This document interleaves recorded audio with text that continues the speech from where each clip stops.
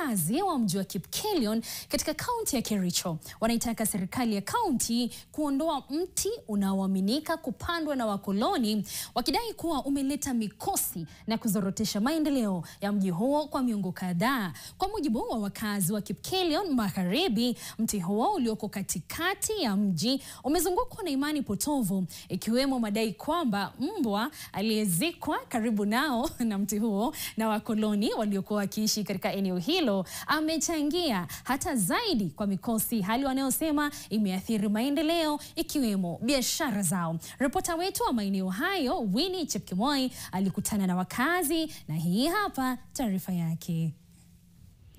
Asante sana Lois. Leo niko katika Kipkelion Magharibi ambapo nimeweza kutembelea mji wa Kipkelion, na wakazi wa eneo hili wanalalamikia mti ulioko nyuma yangu. Mti huu wanasema kwamba wakoloni na wakazi wa eneo hili waliokuwa wanaishi zamani za kale waliweza kuzika umbwa kwenye chini ya mti huu. Na mtazamaji, wakazi hawa pia wamesema ya kwamba mti huu umeleta shida haswa kwa kupanuka kwenye mji huu wa Kipkelion.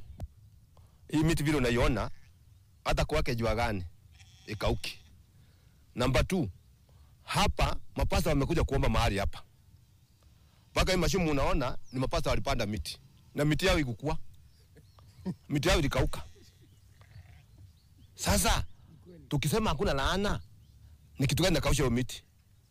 Na hii kauki.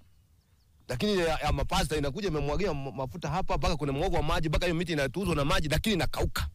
Alafu hii miti mali dipando sio maana katikati ya hiyo umbwa, kwa sababu ikauki na ipotei. Lakini wengine hata mapasta wakipanda miti hapa, ni mara ngapi mapasta wameombea hapa? Wenye tuko nao hapa sasa hii, wenye tuko hapa, wenyeji hapa. Mapasta wamekuja hapa, kumeombwa, kumemwagwa mafuta, wanapanda miti inakauka. Wengine wakapatiwa paka pesa wachimbue. Hakuna mtu alipona. Hatuna maendeleo. Ndio tunaona watu wanaongezeka. Na tunaona mashamba iko bure na wavijana wanaongezeka. Hatuna maendeleo hapa. Sababu kila mtu analia kama unaona miti bana kauka. Si unaona hii bana kauka. Ingolewe ndio Kipkelion ipanuke, watu waishi na amani.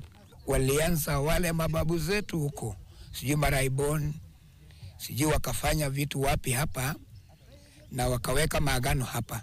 Sasa muhimu hata sio miti, ni ile maagano yenye ilifanyika mahali pale, ambao sasa umati ama wenyeji wa mji huu wangeshikana watoe suruhu la maagano yenye walifanya pale. Sasa nafikiri wazee wakiketi chini wakuje kusuluhisha maneno ya mti ya umbwa, nafikiri maneno itakuwa mzuri. Asante.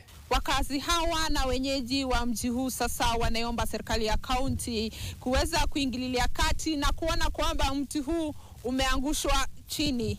Winnie Chepkemoi, NTV Mashinani, kutoka mji wa Kipkelion katika kaunti ya Kericho.